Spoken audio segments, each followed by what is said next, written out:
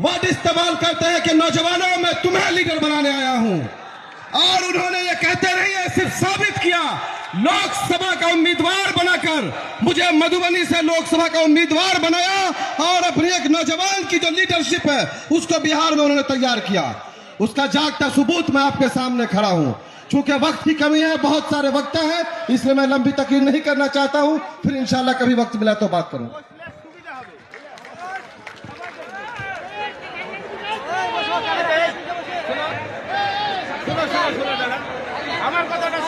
Hello, এবারে আপনাদের সামনে বক্তব্য রাখবেন আসাদুল শেখ, মিম পার্টির মুর্শিদাবাদ জেলা সভাপতি।